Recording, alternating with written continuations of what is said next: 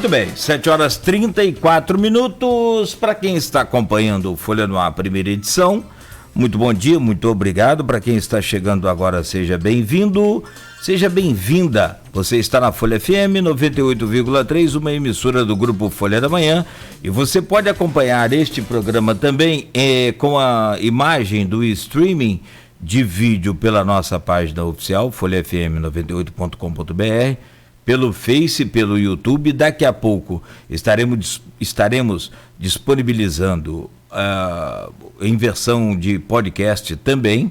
Logo mais às 17 horas tem reprise na Plena TV, e daqui a pouco a matéria completa do programa repercutido no portal folha1.com.br. Retornamos com o Arnaldo, sem a imagem ainda aqui por conta dessa conexão, apesar das tentativas aqui de restabelecimento, mas não foi possível. Mas temos o áudio do Arnaldo e temos o áudio e vídeo do convidado de hoje, que é o Felipe Quintanilha, secretário de Desenvolvimento Econômico de Campos e presidente do IMTT. Trago só o bom dia do Felipe. Na sequência, Arnaldo, você já traz aí, cumprimenta também, fica à vontade. Está aberta a pauta de hoje, as pessoas já podem participar lá no Face também, emitir a sua pergunta, o seu comentário. Na medida que o programa for desenvolvendo aqui, a gente vai repetindo essas perguntas também. Felipe Quintanilha, bom dia, seja bem-vindo aí ao Folha no Ar, primeira edição, mais uma vez. Bom dia, meu amigo Cláudio Nogueira, bom dia, Arnaldo Neto, bom dia a todos os ouvintes e telespectadores do Face, do streaming no Face e das demais plataformas que depois também assistirão e ouvirão esse programa. É sempre um prazer estar no Folha no Ar, no Grupo Folha, mesmo em tempos de pandemia, né, que possamos discutir assuntos importantes e informar da melhor maneira possível a população. Bom dia, Felipe. Vamos começar o nosso bate-papo com um assunto que é o assunto principal, como a gente já falou no primeiro bloco, né? Que é essa questão do enfrentamento ao coronavírus. Queria começar com você com relação à eficiência e números das barreiras sanitárias que nós temos atuando no município. Quais são essas barreiras? Qual é a efetividade de trabalho delas? Funciona 24 horas? Elas funcionam em horários determinados? E como que está sendo a questão do movimento de veículos nas rodovias de Campos, mesmo em período de pandemia? Arnaldo, você tocou num ponto que eu acho que é um dos mais importantes em termos de combate à Covid-19. Nós sabemos que a transmissão, por mais que ela seja comunitária, Campos tem uma vantagem geográfica, que é a sua extensão territorial. Às vezes as pessoas não compreendem o isolamento, falam assim, nós estamos isolados aqui no perímetro central, mas nos bairros e nos distritos a população está na rua e tal. Eu até compreendo e concordo, porém, vamos analisar o seguinte, Arnaldo, dos 4.000 quilômetros quadrados de Campos, 60% a 70% da população se concentram num perímetro muito pequeno, que é a Campos do Todo Mundo Se Conhece, a Campos do Oi, bom dia, boa tarde, que você olha as mesmas pessoas sempre. Esse miolinho central aqui, quando a gente isola, através do fechamento das atividades econômicas para atendimento ao cliente, você, em vez de concentrar a população num perímetro pequeno, você espalha a população nos distritos e bairros. Consequentemente, você atinge diretamente a contaminação, o contágio. Então, por isso as medidas de segurança no perímetro central. Aí, quando você vem para as barreiras sanitárias, a barreira tem a função de fazer justamente o caso externo não entrar de maneira solta na cidade. Então, nós temos as barreiras na BR-101, tanto o sul quanto o norte, mas especialmente na vinda do Rio de Janeiro, ali na altura do Lagomar, ali em frente à Polícia Rodoviária Federal e o Pátio Norte, porque ali é a principal entrada da cidade em termos práticos. Ali entra de 70% a 80% do tráfego de caminhões, ônibus, carros pequenos que vem de fora. Nós temos um público bem menor, de menos de 30%, do que vem do Espírito Santo. A maioria que vem do Espírito Santo, que tem o outro trecho da barreira na região norte, nós temos um trecho bem menor e a maioria das pessoas que por ali passam vão direto em direção ao sul do país. Elas não estão, como a gente diz, subindo o mapa, elas estão descendo o mapa. E menos de 30% vem para a cidade de Campos. Então a gente focou o atendimento na parte sul. E lá a gente já abordou, só para a gente ter uma noção, mais de 70 mil veículos ao longo da barreira, que começou no dia 25 de março, né, e hoje já atinge mais de 70 mil veículos, mais de 130 mil pessoas já foram abordadas nessa barreira sanitária. Além dessa, e aí só um adendo, Arnaldo, que como aumentou o fluxo de veículos a partir do dia 30 de abril. Isso foi muito impactante para a gente. A semana passada deu um boom bastante grande no fluxo de veículos. Nós saímos de uma média entre 2.500 veículos, 2.700, para mais de 4.500 veículos a partir da semana passada.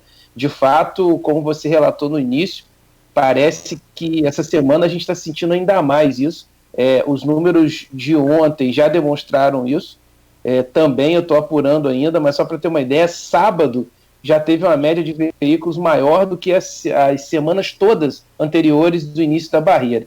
Além dessa barreira, Arnaldo, a gente também faz uma em parceria com a Prefeitura de São João da Barra e o Porto Açu, que essa controla especificamente o acesso ao Complexo Portuário do Açu, e ela é em parceria justamente porque a gente abriga mal para as pessoas que lá trabalham. Além da nossa ronda dos hotéis, a gente encerrou na semana passada uma específica para os caminhoneiros junto ao SESC Senat, e a ronda dos aeroportos. Essa a gente pode tocar um pouquinho mais profundamente, se você quiser, que é a parte onde entra a parte da plataforma de petróleo, Arnaldo. Sim, acho que complementa até a entrevista de ontem do José Maria Rangel, coordenador da FUP, né, da Federação Única dos Petroleiros, aqui de Campos, sindicalista aqui do Sindipetro também, em que ele destacava justamente o fato de a maior parte dos embarques da Bacia de Campos, aqui na região, a maior parte ainda acontecer aqui no Farol de São Tomé, e ele alerta que haveria um certo desleixo por parte da Petrobras em monitorar esses casos suspeitos de coronavírus. Vocês têm acompanhado isso também? Temos sim, Arnaldo. Muito bom tocar nesse assunto, porque, de fato, é uma preocupação gigante. O prefeito Rafael Diniz tem todos os dias, praticamente. A gente não tem mais sábado, domingo, né, feriado, já tem um tempo que nenhum de nós temos, que estamos em quarentena, né, e já não foram poucas as vezes que eu vi em reunião online com a Petrobras. Eu participei de algumas reuniões dessas, e a preocupação gigante dele, da doutora Andréia, é exatamente os protocolos da Petrobras. Nós temos que lembrar que a Petrobras é fiscalizada pela Anvisa também, né? Os protocolos do heliporto do Farol, são chancelados ou não pela Anvisa. Então a Anvisa também participa desse processo. Mas diante desse volume de denúncias que nós recebemos, do volume de pessoas falando, como o José Maria falou ontem, de supostamente um desleixo ou algo desse tipo da Petrobras, o que eu não posso afirmar, né, mas os casos, como aumentaram muito o volume de pessoas chegando, só para a população que nos escuta e nos assiste, a Petrobras tem um protocolo de testagem dos seus funcionários e terceirizados, e tem hotéis em Campos especificamente fechados para recebimento de pessoas sintomáticas e eventualmente positivas. Pessoas que são de Campos e são sintomáticas ou positivas têm hotéis específicos, e aí eles mandam a relação para a gente. Mas para que a gente pudesse ampliar esse processo e fiscalizar melhor, nós notificamos ontem a Petrobras, e a partir de hoje, de 6 da manhã até as 19, a gente fala do nascer ao pôr do sol, porque voos em Campos somente do nascer ao pôr do sol, não tem voo noturno. Tanto no Bartolomeu Lisandro, mas especificamente no heliporto do Farol, tem uma equipe da barreira sanitária, com os agentes do IMTT, nossos educadores de trânsito, também através da diretoria do IMTT. Nós vamos ficar durante todo o dia e vamos abordar todos os que desembarcarem na cidade. A gente já vinha fazendo isso no Bartolomeu Lisandro, no heliporto do Farol, por ser uma administração 100% da própria Petrobras. nós estávamos seguindo os protocolos junto à Anvisa. Mas como essa série de denúncias ampliou bastante nos últimos dias, nós resolvemos colocar a equipe da barreira dentro do heliporto do Farol para fazer a checagem da própria lista que a Petrobras nos fornece. Não é desconfiar, mas é aquela história da gente ampliar o nosso horizonte de fiscalização. Então, desde hoje, Arnaldo, nós temos a nossa equipe lá dentro do nascer ao pôr do sol, fiscalizando as informações que a própria Petrobras nos dá. E aí também a gente tem um catálogo de cada um que desembarca, nome, telefone, endereço, qual hotel que está. Eventualmente nós temos a ronda dos hotéis, né, que também já vai a esses hotéis. Nós vamos intensificar isso. Felipe, agora só voltando um pouquinho à questão das barreiras, você citou uma barreira interessante que é essa ali no CEPOP, que é a que faz a triagem ali de quem vai e quem volta do Porto do Açu. E o que eu queria saber, vocês já tiveram que notificar alguém para não ir ao Porto por algum caso suspeito, ou pelo seu histórico, ou com a temperatura elevada, a aferição de temperatura da pessoa? Como que funciona essa barreira? Arnaldo e Cláudio, diariamente pessoas são bloqueadas de ir para o Porto do Açu, diariamente. Nos primeiros dias que eu acompanhei bem de perto, que eu estava lá presente, pelo menos durante uns 2, 3 dias iniciais, depois a gente vai controlando remotamente, né, até porque como a gente está na linha de frente, ontem mesmo conversávamos eu e o prefeito sobre isso, que a gente tem que redobrar o cuidado, né, porque tirando os profissionais médicos, né, que são nossos heróis, né, que estão atuando na linha de frente, a gente que está também nesses vários locais em contato, temos que redobrar o nosso cuidado. Mas esses primeiros dias eu vi inclusive ônibus com trabalhadores, onde nós tivemos que bloquear o acesso. A equipe do Porto aferiu a temperatura e verificou, por exemplo, não utilização de máscaras, antes mesmo da obrigatoriedade, né, procedimento de segurança, pessoas sintomáticas que nós tivemos que bloquear, e aí vai um salve importante e aqui deixar claro a participação da Prefeitura de São João da Barra, a prefeita Carla, a preocupação dela desde o início com isso, né, da gente criar uma barreira conjunta para que isso pudesse acontecer. Já tem a própria da barreira da BR-356, que ela está, inclusive, no território de Campos, numa parceria, o pessoal do São da Barra faz lá, na entrada ali dos Ubás, que é para poder bloquear as pessoas que eventualmente poderiam burlar a entrada de Barcelos pela estrada dos Ubás. Arnaldo conhece cada passo daquela estrada, assim como eu, não, muito mais do que eu, inclusive, mas passei grande parte da minha vida fazendo essas idas e vindas, mas a gente sabe que ali tem muitas entradas. E aí a barreira do CEPOP, ela funciona com a equipe do São da Barra fiscalizando junto, nossa equipe de trânsito e tráfego atuando, e o Porto do Açu diretamente. Mas todos os dias, Arnaldo, pessoas são impedidas de ir ao Porto do Açu, ou por estarem sintomáticas, ou por não estarem utilizando os equipamentos de proteção individual. Agora você falou sobre o São João da Barra. Estive até conversando com o Carla recentemente com relação a isso, mas existem sim outras entradas em São João da Barra, mas você tem essa principal, que é da BR-356, né, que tem a maior parte do tráfego. Campos, a gente já falava sobre isso na sua primeira resposta, tem uma extensão territorial muito grande. São João tem digamos, um privilégio geográfico de um caso como esse, o que não é um privilégio econômico durante a vida inteira, digamos assim, né, que é a questão de ser afastado, de ser um município que não tem passagem de outra rodovia. A BR-356 termina lá, né, não é um município que você tem a passagem com a BR-101, é um município de canto, digamos assim, você tem que ir a São João da Barra, você não passa por São João da Barra. Isso pode te prejudicar economicamente de um ponto. Mas num momento como esse de pandemia, para você fechar o cerco do município, até ajuda, né? Agora, em Campos, para tentar fechar, São Francisco também aponta muito essa dificuldade, Felipe. Fala que a prefeita Francimara, nossa entrevistada de amanhã, ela fala que é um queijo suíço, né, que são muitos buracos, muitas entradas para São Francisco de Itabapoana. Agora, e com relação a Campos, quantas são as barreiras na BR-101 e como tem sido a receptividade da população com relação a esse trabalho? Vamos lá, eu acho que essa questão das entradas é bastante complicado.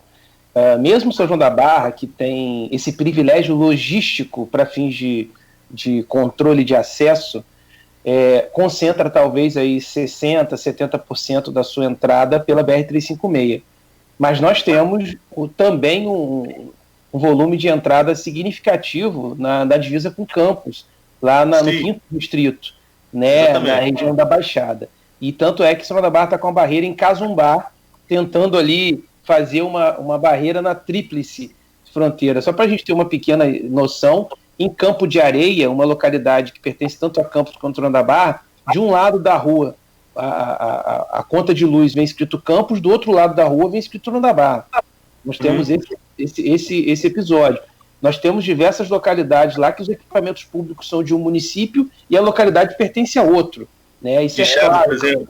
Quixaba, exatamente, um exemplo claro disso. Além do fato de que ali, por exemplo, em Barcelos, o cemitério de São João da Barra está numa área, num limbo geográfico ali, São João da Barra, mas num limbo geográfico. Venda Nova, que pertence a Campos, todo mundo que está ali utiliza as coisas de Barcelos. Então nós temos ali atrás. Então é um queijo suíço também, mesmo um município que tem um privilégio logístico disso. Mas São Francisco é bem grande também, é um outro problema, divisa com o Espírito Santo, cheio de entradas. Campos nem se fala. Campos eu cataloguei por baixo, pelo menos umas 12 entradas importantes que nós temos, né? Pelo menos. Se a gente pensar só na BR, nós temos 4, né? Porque nós temos o BR-101 de 2 lados e a BR-356 de 2 lados, só de BR, né? E aí tem as principais RJs, né? Diversas RJs que nós temos que cortam o município de Campos. Só que o ótimo inimigo do bom. Nós temos um número de funcionários limitados em todas as secretarias. Por mais que tenhamos um volume de servidores públicos muito grande, esse volume de servidores públicos que acaba onerando a folha de pagamento em valores bilionários para Campos, bilionário anualmente para Campos, isso não é diluído nas várias frentes de trabalho. Algumas frentes têm deficiência de funcionário. Fiscalização é uma delas, todo mundo sabe disso. Então nós temos um cobertor curto para fiscalização. Então nós focamos nas principais entradas, que é a BR-101, a BR-356, a parte de São João da Barra, ela é a principal, que tem acesso a Campos. Então nós focamos na barreira que São João da Barra já estava fazendo na BR-356, então não redobramos o cuidado ali, fizemos a parceria com o Porto para controlar o acesso ao Porto, que é o principal vetor de veículos de entrada e saída. Focamos na BR-101, que é a nossa responsável aí por 70% tranquilamente da entrada da cidade. Nós deixamos de pegar alguns, mas focamos nesse trabalho para atingir esse percentual. E focamos no aeroporto, que é onde a gente tem o acesso externo, que talvez seja o mais perigoso. Nessa etapa, Arnaldo, aquela transmissão individual que a gente vê em filme, que acontece muito, do indivíduo que viajou e que saiu contaminando várias cidades, esse risco é muito alto. Porém, é inevitável da gente pegar numa população. A gente tem mais de 500 mil habitantes, segundo o IBGE, mas em termos de pessoas que passam diariamente por Campos, a gente atinge quase 1 milhão de pessoas ao longo de um mês, por exemplo. A gente tem um fluxo aqui, não só de saúde, de pessoas que vêm fazer tratamento aqui, lembrando que a saúde continua tendo os outros problemas e os outros tratamentos. Então, pacientes oncológicos, pacientes de tratamento renal, nefrologia, eles continuam vindo para cá, para os hospitais de referência. A maternidade dos plantadores de cana continua sendo referência em gravidez de alto risco para toda a região. Nós recebemos, aí só um adendo, há cerca de 15 dias atrás, nós recebemos um comunicado do secretário estadual de saúde, porque tinha uma lista de pacientes de oncologia vindo para Campos, e eles estavam preocupados de ter o hotel funcionando aqui, e eles se espantaram quando foram ver que tinham pacientes do Rio de Janeiro que fazem tratamento aqui em Campos. Pelo sistema, eu já expliquei isso algumas vezes, mas também é bom lembrar, o sistema de média e alta complexidade, de internação hospitalar e de alguns tratamentos, é regulado pelo Estado. Por isso que a nossa preocupação das medidas do prefeito Rafael Diniz estarem concetâneas, estarem bem afinadas com as medidas do Estado. Não é porque a gente tem nenhum alinhamento político, e todos sabem que não, né? Eu acho que Arnaldo, mais do que ninguém, sabe disso, que nós não temos alinhamento direto político-partidário com o governo do Estado, nós temos respeito institucional, mas nós tivemos aí, se for analisar por esse ponto, até divergências. Porém, no aspecto de decisões políticas, nós temos que estar alinhados a essa decisão, porque quem regula essas vagas é o governo do Estado. Então, só respondendo a sua pergunta, nós fechamos o principal acesso, que é a BR-101. Nós temos, então, a BR-101 em 2 pontos, mas principalmente na parte daqui do sul, no Pátio Norte, ali na região do Lagoa, nos aeroportos, nos 2, ali no SESC Senat, que nós tivemos até a semana passada, e também no CEPOP. Com isso, a gente garante aí uma taxa de eficiência beirando 80%. Ô Felipe, Arnaldo? Sim. É só uma colocação aqui, não é comparação, mas de repente pode servir de exemplo. Nesse caso aí, eu costumo dizer que Campos é uma peneira, né? Não tem como você fazer esse controle 100% com uma equipe pequena. E aí, é o que eu estou dizendo, não vale comparação, porque comparar a quantidade de acessos é uma coisa, mas comparar o número de integrantes de cada equipe, de cada município é outra coisa. Então não dá para comparar, mas comparando a eficiência com relação à barreira que Niterói fez, acho que lá é Rodrigo Neves, o prefeito. Isso mesmo. Não é? Eu não sei o partido, mas é Rodrigo Neves. E são pelo menos... PDT, eu acho. É qual? PDT. Obrigado, Felipe. É isso, Arnaldo? Eu não tenho nem... Não sei o... Isso, Rodrigo Neves, PDT. Obrigado. PDT. Então, mas só para fechar essa questão, Niterói conseguiu fazer um bloqueio e aí são 28 pontos de acesso a Niterói, que também, pode dizer assim, se assemelha com o número, ou pelo menos com essa quantidade assim grande de acesso, e parece que o resultado é muito bom. Não sei se dá para se espelhar numa coisa assim. É o que eu disse, não é comparação, é aproveitar o bom exemplo. Se for para comparar, tem que comparar o número de equipe, essa coisa aí. Eu não vou entrar nesse detalhe, vamos porque lá, eu não tenho. A comparação com o Niterói, ela é interessante em alguns aspectos. Ela é interessante em alguns aspectos, porém não em todos. Vamos lá. Primeiro que Niterói tem um braço de atuação muito maior, né? O volume de recursos financeiros que Niterói tem hoje é uma coisa absurda, em termos positivos, vamos dizer assim, né? Então, o braço de atuação dele é muito ampliado quando ele faz qualquer tipo de ação e medida, apesar da gente ver algumas contradições, né? Teve um anúncio bem midiático do volume de testes que não se concretizou, pelo menos não se tem notícia até o presente momento.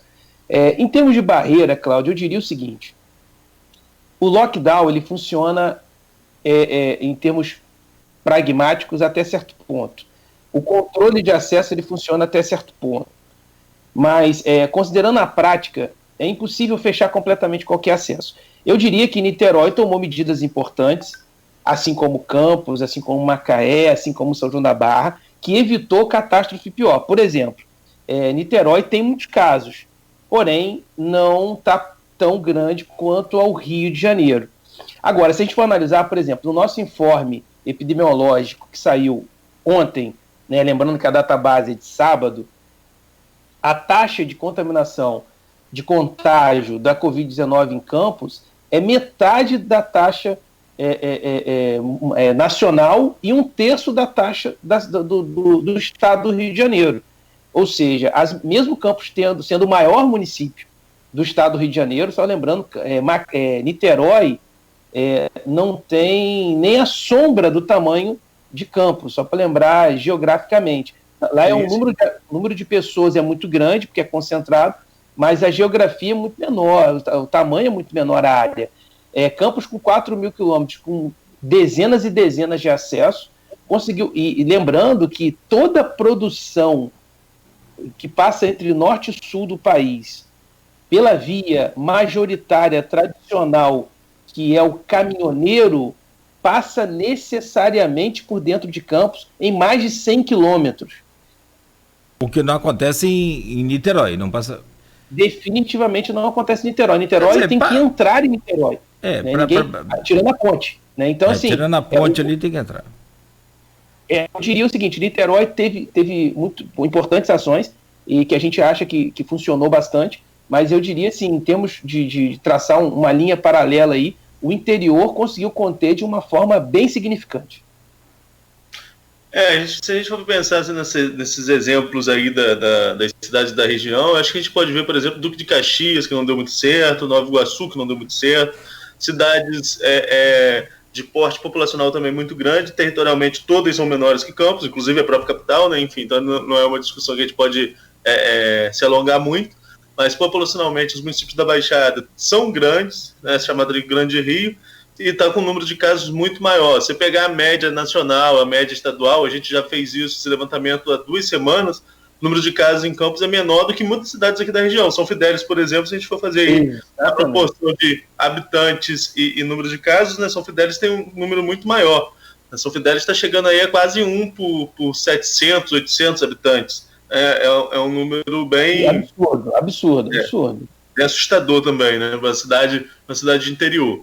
Mas, Felipe, ontem a gente bateu um papo, né, até para marcar a entrevista, e você faz parte aí do gabinete de crise, dessa questão aí também do centro de combate ao coronavírus de Campos. Eu falava no primeiro bloco que a gente enquanto região, não só a cidade de Campos, colhe esses resultados baixos na maioria dos municípios por causa das medidas de isolamento adotadas, entre outras, a questão das barreiras sanitárias e as medidas de isolamento adotadas preventivamente, antes mesmo de estourar aí esses casos de coronavírus.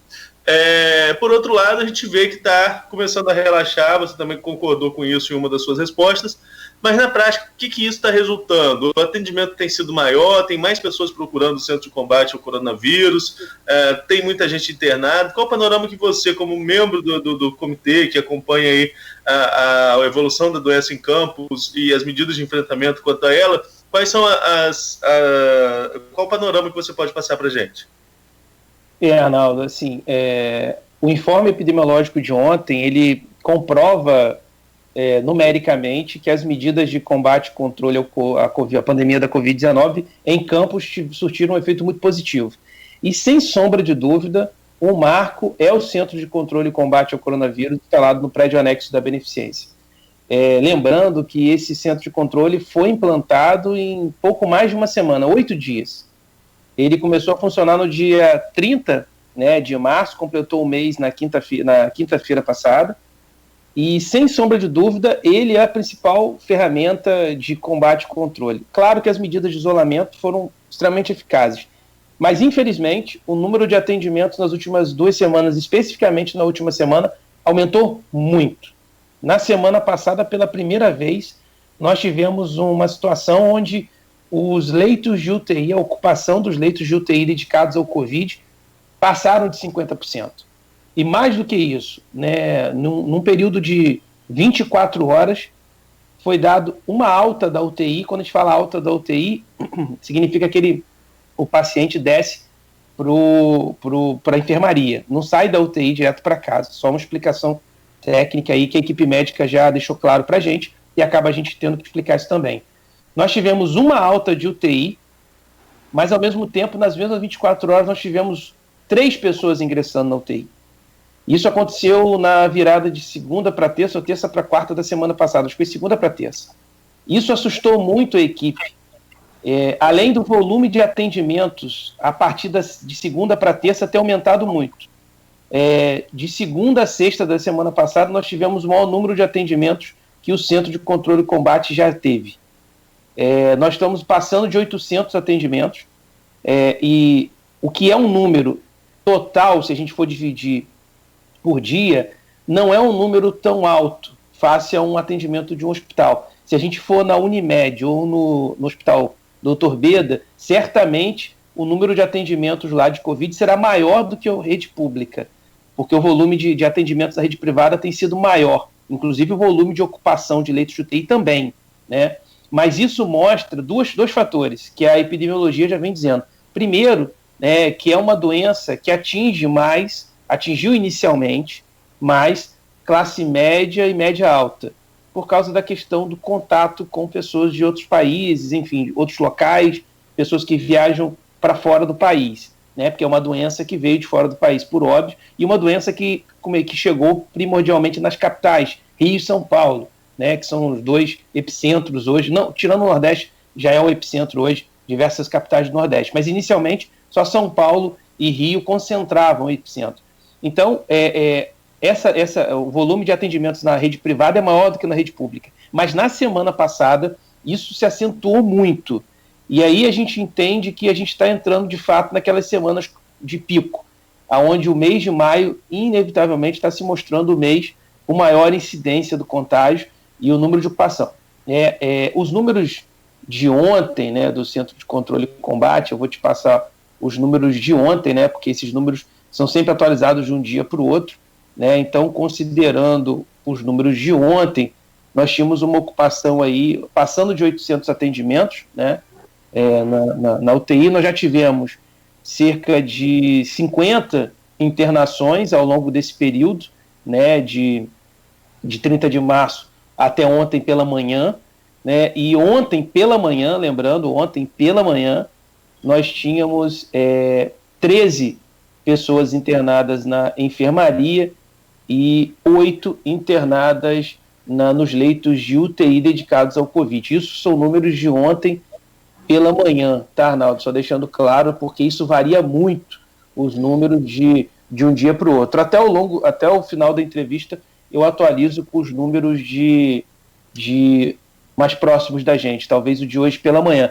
Mas até ontem de manhã, nós tínhamos, então, 21 pessoas internadas, sendo 13 na enfermaria, 8 na UTI, e um volume de atendimento passando de 800 pessoas. Lembrando que, como eu disse, da segunda-feira passada para cá, esse atendimento aumentou muito. A gente está fazendo os gráficos para demonstrar isso de forma desenhada para a população, e isso redobra. Por isso, aí, coaduna com o que o Cláudio falou no início, de que o Estado está muito preocupado e estuda medidas de lockdown talvez mais intensas, porque o número de casos tem aumentado consideravelmente, e o hospital de campanha, que é responsabilidade do Estado, a gente precisa falar muito isso, muitas pessoas cobrando isso, independente, primeiro que a gente tem, infelizmente, Arnaldo é um comentarista e um estudioso do tema, sabe que em política o tal de pai de filho bonito é uma beleza, pai de filho feio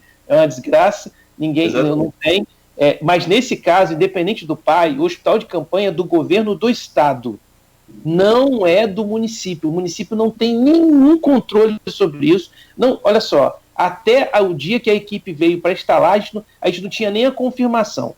A única parcela do município nisso foi ser convidada a indicar áreas. Somente isso. E mesmo assim, as áreas indicadas pelo município foram recusadas. Né? Aquela área onde está sendo instalado não foi indicado pelo município, e as indicações do município, que foram o AUENF, CEPOP, Parque de Exposição e até mesmo isso, acho que foram esses, e o batalhão da polícia, o batalhão do Exército, essas áreas indicadas foram recusadas. Também outras pessoas indicaram também essas áreas. Então nós não temos gerência nenhuma. Inclusive, diariamente o prefeito faz contato, o prefeito Rafael, com o governo do Estado, a secretária Cíntia Ferrini tem tentado diariamente obter informações, e a gente não tem. A previsão inicial era que eles entregassem em funcionamento até o final do mês de abril, isso não se concretizou, e foi dada uma informação pelo secretário, doutor Edmar, ao prefeito, que próxima segunda quinzena de maio, o início da segunda quinzena de maio, o hospital estaria em funcionamento. A gente não tem informação sobre isso, apesar de cobrar diariamente. Não, eu reitero que a gente também não tem essa informação. O Maurício Furel Batista, que sempre participa aqui junto com a gente, ele está perguntando, inclusive aqui na rede social, se o hospital de campanha é responsabilidade do Estado, mas qual é a previsão de entrega? A gente não tem. Estou em contato com a assessoria, e como falei, tentei inclusive o Edmar para a gente estar conversando aqui nesta semana, mas ainda não tive retorno, e a gente não tem ainda um funcionamento muito claro com relação à inauguração. Aliás, se a gente for parar para pensar, né, Nogueira, a gente noticiou aqui com certeza se ia começar e adiou, ia começar e adiou, aí vem suspeita de superfaturamento, enfim, é um processo muito delicado.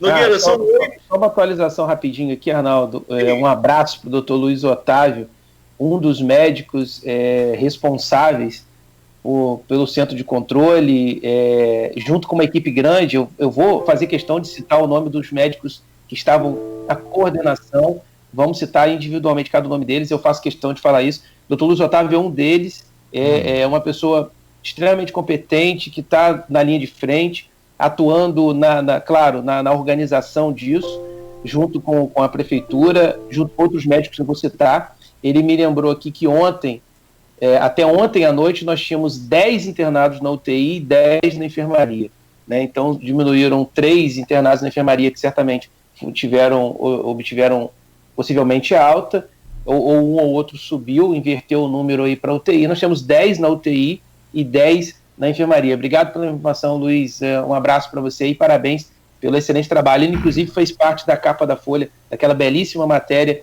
que a Folha fez, homenageando os profissionais que estão na linha de frente. Matéria essa que seguiu agora nesse final de semana, com a permissão de vocês. Sim, verdade. Com os outros profissionais, e que deve ter o seu desdobramento ainda mais adiante, até porque, eu não sei, mas para falar de nomes e falar de profissões, quando você enumera qualquer situação, você acaba esquecendo, né?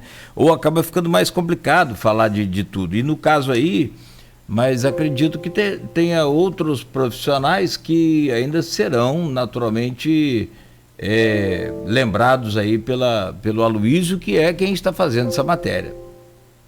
Mas, Arnaldo, nós temos um intervalo sim, mas o computador pediu aqui agora, né? Ele não pede, ele manda. A gente seguir adiante um pouquinho, porque está com bloqueio. Porque ele travou. Não, ele não travou, não, ele é muito bom, por sinal. Ele é tão... Não, pode continuar, só vou virar. Então, vou virar a pauta então para o nosso Vira a pauta aí, enquanto a gente... Vamos até 8h30? Vamos embora, pode ir direto. Daqui a pouco a gente então, faz. Vamos falar agora com relação à sua condição, né? A gente tem que colocar com o Felipe qual a condição que ele vai falando durante a entrevista. Na condição de secretário de Desenvolvimento Econômico, um assunto que é o mais discutido. Você já até pincelou aí a questão do abordado pelo governador do estado do Rio de Janeiro. Mas qual é o panorama hoje do comércio de Campos? Há possibilidade hoje de flexibilizar ainda mais o funcionamento de algum tipo de atividade já na próxima semana? Então, Arnaldo, esse eu acho que é o grande ponto de discussão para o comércio local. Em primeiro lugar, é importante deixar claro que a gente sempre mantém os canais de diálogo abertos, né? Isso é fundamental. A gente vem reunindo o prefeito Rafael Diniz sempre aberto às sugestões dos representantes da sociedade civil organizada, da classe empresarial. Recebemos por diversas vezes os representantes de todas as entidades, a SIC, CDL, Carjopa, Sindivarejo, enfim, o próprio SECAM, que é o Conselho Empresarial Permanente de Campos, e a gente vem sempre discutindo isso, e em todas as vezes, na mesa de discussão, está presente a equipe técnica em saúde. Na última reunião, inclusive, presentes não só a doutora Andréia, nossa responsável pela epidemiologia, vigilância em saúde, e também o doutor Vitor Carneiro.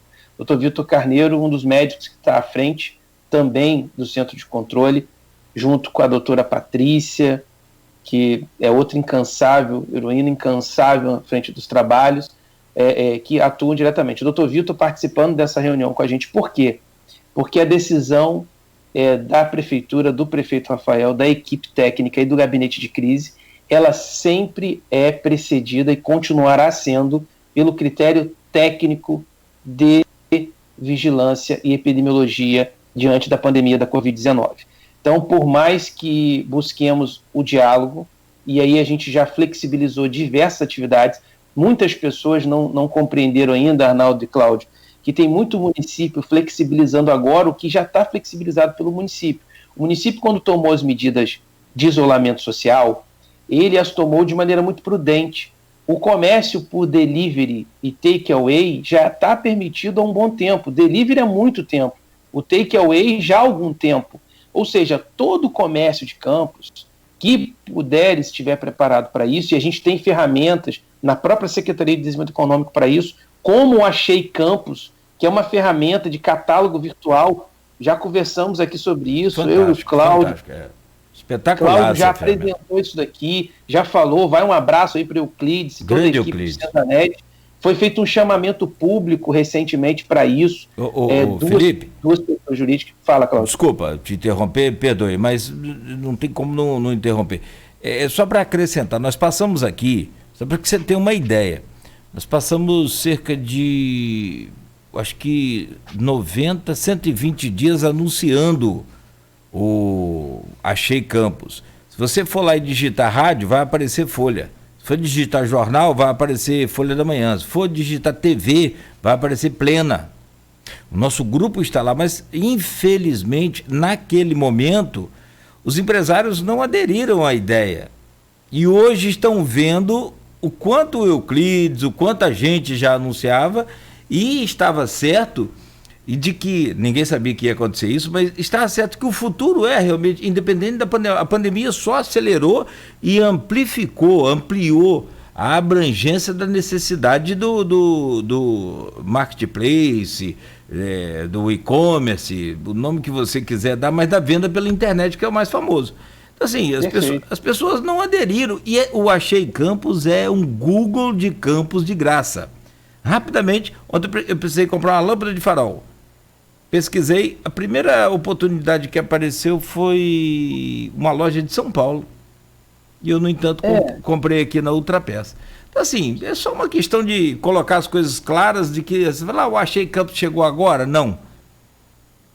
Exatamente, eu acho que, já coadunando com a resposta do Arnaldo, de forma a tentar ser o mais sucinto possível. Nós temos ferramentas para auxiliar nisso, mas os decretos que o prefeito editou, baixou, eles já permitiam o delivery e o takeaway para o comércio. O que veda é o atendimento ao cliente, Arnaldo. E muita gente não entendeu isso porque não estava preparado para esse tipo de comércio. A gente entende, não é uma mudança cultural, né? Nós sabemos da dificuldade, né, do comércio tradicional dessa mudança. Campos já vinha num processo. Quando eu ouço as matérias falando assim, o comércio não vai, mesmo voltando da pandemia, muita gente vai fechar, é fato. O comércio de Campos já vinha numa queda significante, por N motivos diferentes, por vários aspectos, mudança do modelo tradicional de aquisição, enfim, diversas coisas, também problemas estruturais, claro que sim, na área central, não tem como negar isso ao longo do tempo, obras que não terminaram, infraestrutura que não foi devidamente colocada. Então, nós já vínhamos num trabalho de flexibilização. Nós flexibilizamos algumas atividades, como, por exemplo, vários municípios estão soltando agora o que a gente já tinha soltado, o próprio Niterói fez isso, como oficinas mecânicas, oficinas de bicicleta, lojas de peça, são coisas que são essenciais para o dia a dia. Se tem carro rodando, eu preciso comprar uma peça, preciso consertar o carro. Se eu permito que bicicleta rode, eu preciso consertar a bicicleta. A mesma coisa resultou na flexibilização das lojas de tecido e aviamento, as lojas de armarinho, como a gente chama, né, no ponto de vista de KNAI, que, de acordo com as normas previstas no decreto, né, não é atendimento discriminado ao público, é com hora marcada, enfim, com um regramento próprio do decreto, mas as medidas de flexibilização para tecidos e aviamentos foi por causa da questão da confecção das máscaras. Nós estamos abertos ao diálogo, não há previsão nesse momento que vá além do dia 11 de maio, então respondendo a sua pergunta, até o dia 11 de maio a gente permanece como está, diariamente a gente avalia, infelizmente o cenário não é dos melhores, o governo do estado não sinaliza com melhoras, a gente vai trabalhar dia após dia, a gente vai analisar o gabinete de crise de acordo com as informações técnicas em saúde diariamente, hoje, amanhã, quinta-feira, sexta-feira, porque tem que ser diário, isso vai de acordo com a curva de contaminação e vai principalmente, mais do que a curva de contaminação, vai de acordo com a ocupação também dos nossos leitos de UTI. Por mais que tenha-se outras possibilidades, Arnaldo e Cláudio, ainda uma questão é crucial, chama-se respiradores, ventiladores mecânicos. Ainda é crucial para qualquer tomada de decisão. Por mais que tenhamos saído na frente com o centro de controle, com 19 leitos de UTI dedicados exclusivamente ao Covid, mais 5 leitos na sala vermelha e mais 60 leitos clínicos, sem a presença do hospital de campanha, sem essa possibilidade que nós recebemos a notícia que seriam 40 leitos de UTI e 60 leitos clínicos, isso é crucial, porque Campos atende à região, Campos atende aos municípios circunvizinhos. Então, sem vislumbrar uma possibilidade de ampliação dessa oferta de leitos, e mais do que isso, de uma curva menos acentuada de utilização dos leitos, é difícil falar em flexibilização generalizada. É claro que nós estamos sempre abertos ao diálogo e essa decisão ela vai ser avaliada dia após dia, Arnaldo. Ô, Felipe, você falou que seria nova aí essa questão dos 40 leitos de UTI. Inicialmente se falou em 200 leitos no hospital de campanha, sendo 100 deles de UTI. Depois isso foi reduzido, eu até que noticiei isso no blog, para 120. Agora seriam 40?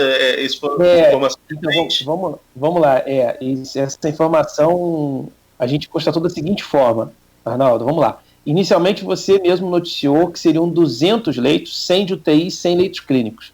O que deixou a gente extremamente empolgado com a informação, que 100 leitos de UTI certamente seria um número bem acima do indicado para a proporção dos atendimentos.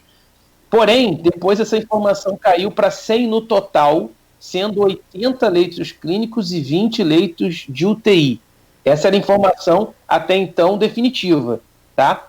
E a gente tinha até confirmado com a Secretaria Estadual de Saúde. Porém, numa publicação da semana passada, onde a Secretaria Estadual apresentou o plano estadual de atendimento ao Covid, na verdade ele só pegou as informações municipais e colocou num plano, ou seja, ele catalogou todos os leitos de UTI do estado, ainda que eles não fossem regulados pelo SUS, né, ele pegou a informação de todas as unidades e colocou lá. Tanto é que ele cita o centro de controle, ele cita a própria beneficência, ele cita os hospitais privados, os filantrópicos, e aí ele cita o hospital de campanha, e quando ele cita o hospital de campanha de Campos, ele fala em 40 leitos de UTI e 60 leitos clínicos. Então, a gente está se baseando numa publicação do próprio Estado, Arnaldo, que saiu na semana passada. Se eu achar aqui, eu te mando para você ter ciência aí. Essa informação saiu através dessa publicação do próprio Estado, que seriam 40 leitos de UTI, o que é uma informação muito positiva. E só uma explicação, muito bem lembrado aqui, aí vai um abraço e um parabéns enorme para toda a equipe do IMTT que está de frente. Além dos profissionais de saúde, nós temos o pessoal da postura, da Guarda Civil Municipal e também os fiscais e assessores técnicos, pessoal do IMTT, do meu Instituto Municipal de Trânsito e Transporte. Apesar de estar presidente, eu falo pelo carinho que tem pelo Instituto. Então, um abraço a todos os meus profissionais que estão atuando na linha de frente, de forma muito, muito, muito, muito heróica também. E aí, um deles me lembrou aqui que take away é quando você faz a liberação de serviço, delivery é quando você pede em casa e o entregador te faz recebe um motoboy, costuma ser, ou uma bicicleta, ou até mesmo a pet, entrega em casa. O take away é quando você faz esse mesmo processo de pedir remotamente, seja por telefone ou pela internet, mas você busca o produto no estabelecimento comercial. Ou seja, se eu tenho uma loja no centro, eu não posso atender o público, porém eu posso atender por telefone ou online, via e-commerce ou marketplace, como o Cláudio citou, e eu posso separar o produto para o meu cliente, o cliente passar no centro e buscar esse produto, né? Temos Arnaldo na imagem, enfim, aos 45 do segundo tempo, aos 38 do segundo tempo, mas temos Arnaldo na imagem. Então, take away é nisso. Obrigado, Michele, por avisar aí. E, mais uma vez, um abraço a todo mundo que está ouvindo aí, participando também. Darcileu Amaral, nosso secretário de Segurança Pública, um abraço para ele, que está na linha de frente total, junto com a postura, atuando aí, um dos heróis aí da equipe de segurança também, atuando as polícias, nem se fala, a Polícia Militar totalmente na linha de frente, continua atuando da mesma forma, apreendendo droga, prendendo bandido. Então, um enorme abraço aí pro Darcileu também. Ô, Arnaldo. Sim, Nogueira. Tem alguma... Não, às vezes está no ponto da agulha e não dá para interromper. Às vezes a gente interrompe aqui, mas... Não, só recapitular... Não, só recapitular uma pergunta, se você me permite, recapitular um assunto, voltar um pouco aí, a questão da abertura do comércio. A CDL ontem publicou nas redes dela uma carta aberta ao público onde... eu estou sem o celular aqui agora para resolver a questão do computador, mas é onde, eu me lembro, se eu não me lembrar perfeitamente, ela diz que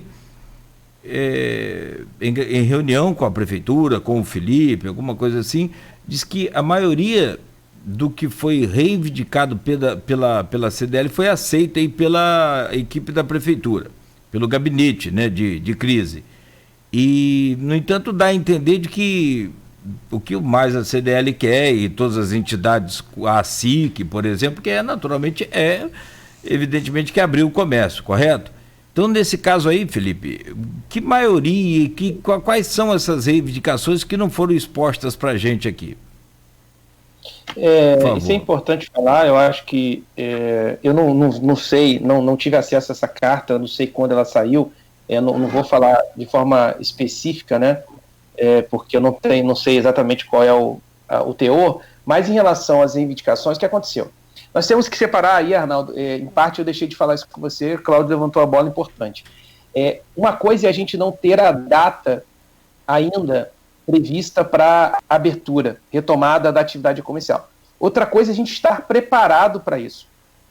O CDL apresentou uma série de solicitações e a Secretaria de Desenvolvimento Econômico, junto ao Gabinete de Crise, nós criamos um plano municipal de retomada da atividade comercial. Esse plano municipal de retomada da atividade comercial prevê uma série de medidas ao longo de semanas. São ondas de retomada da atividade econômica. E esse plano está pronto, só aguardando o termo inicial, que é o dado técnico em saúde, mediante as informações. Mas esse plano ele foi elaborado para justamente ser discutido. Então, uma das reuniões que nós fizemos semana passada foi especificamente para tratar desse plano, aonde a gente prevê horários diferentes, por exemplo, de abertura e fechamento do comércio, de áreas diferentes. A gente faz separação para quê? Para não ter a aglomeração no transporte coletivo, que a gente já sabe que é um vetor de contágio se não tiver um controle, já é naturalmente, porque infelizmente o volume de pessoas e a proximidade é muito grande, né, você fica muito próximo um do outro. Então nós temos um plano já que foi discutido. Então, talvez a carta tenha se referido a isso. O plano que o CDL, o SECAM apresentou, o SECAM fazendo jus a SIC, CDE, a Carjopa, Firjan também muito atuante, Fundenor também presente, atuante, Sindvarejo, Sindcomércio, sim, uma série de entidades apresentou o plano, e esse plano se coaduna muito com o plano municipal, em termos das ondas de abertura das atividades. Nós estamos discutindo muito isso também, um assunto que é muito importante ser discutido, que tem que ter um cuidado muito grande, os shopping centers, que a gente vai fazer reunião específica com eles para tratar desse assunto, e aí a gente vem dialogando com vários atores nesse processo, mas é importante dizer que assim, a parte do plano é muito interessante. As entidades comerciais continuam solicitando a abertura do comércio. Isso sim, eles solicitam, mas a gente explica que, infelizmente, a abertura está condicionada a uma informação técnica e também a um alinhamento às decisões do governo do Estado, porque é o governo que regula as vagas. Quintanilha, o governador, em um certo momento, chegou a condicionar a flexibilização, uma abertura maior de comércio, à inauguração dos hospitais de campanha. Pelo panorama que você acompanha até hoje, pelo cenário que você vê até hoje, você acredita também que não há como se pensar em flexibilizar ainda mais o comércio antes mesmo da inauguração desses hospitais? Falando isso até em nível macro, não só no caso de Campos, até mesmo em nível macro estadual. Bem, Arnaldo, ao meu ver, é difícil falar em flexibilização maior das medidas sem potencial leitos de UTI, sem ventiladores que atendam a população. A decisão sempre do gabinete de crise, especialmente do prefeito Rafael Diniz, que em última instância é a autoridade máxima do município, é sempre muito difícil, porque ela tem sempre, de um lado, um grupo e do outro, um outro. De que sentido? A gente tem a questão econômica e a questão de saúde pública. E assim como o prefeito ele é responsável pelas decisões em última instância e é responsabilizado por tal, seja positivo ou negativamente, e a gente sabe a luta que a gente vem ao longo desses 3 anos de 4 meses completos, iniciando o 5º mês, de um município com recursos financeiros cada vez mais escassos, e não vou nem tocar no assunto das previsões péssimas, pessimistas que a gente tem para frente em termos de recursos de royalties. Então a gente já vem tomando uma série de medidas que são extremamente negativas em termos de capital político, capital junto à população. Mas nesse caso específico, a decisão ela é muito pró-vida. Então o prefeito fala muito sobre isso e tenho certeza que vai se manter firme nesse sentido, que as decisões têm que ser baseadas na preservação da saúde do campista, ainda que parte desse campista não entenda isso, né? Assim como a gente costuma dizer, o exemplo familiar do pai e da mãe que toma decisões enquanto a gente é criança e que a gente não consegue compreender às vezes essa decisão, mas que lá na frente a gente entende, é a mesma coisa nesse momento. Infelizmente, as decisões são pró-saúde, e nesse caso específico, as decisões envolvem a capacidade dos nossos hospitais de receber os pacientes. Se a decisão epidemiológica for no sentido de que nós temos capacidade de absorver, eu tenho certeza absoluta que o prefeito irá imediatamente flexibilizar e implantar o plano de retomada da atividade comercial. Se isso não se mostrar viável, isso não vai acontecer. Hoje, na situação de hoje, é difícil tomar essa decisão. Hoje, é terça-feira pela manhã, com base em ontem, a decisão é: não vamos mexer em nada até segunda-feira, avaliando dia após dia a nossa curva. Nós estamos com 120 casos confirmados, como já foi dito aí, 7 mortes, e aí explicando só o adendo, no dia 1º de maio nós tínhamos 7 mortes, no dia 2 de maio nós ficamos com 6. Não é que muitas pessoas falaram que os números não batiam porque nós tínhamos 4 casos confirmados e 3 em investigação no dia 1º de maio, ou seja, total de 7. No dia 2, um dos 3 casos de investigação foi descartado porque veio o resultado negativo. Então nós ficamos com 4 casos confirmados e 2 em investigação. Ontem nós tivemos a confirmação de um falecimento, e esse entrou direto no confirmado, porque era uma munícipe campista que faleceu na Unimed Rio, mas era de Campos, então conta como Campos. Então nós subimos de 4 casos confirmados para 5 e permanecemos com 2 em investigação, por isso total de 7.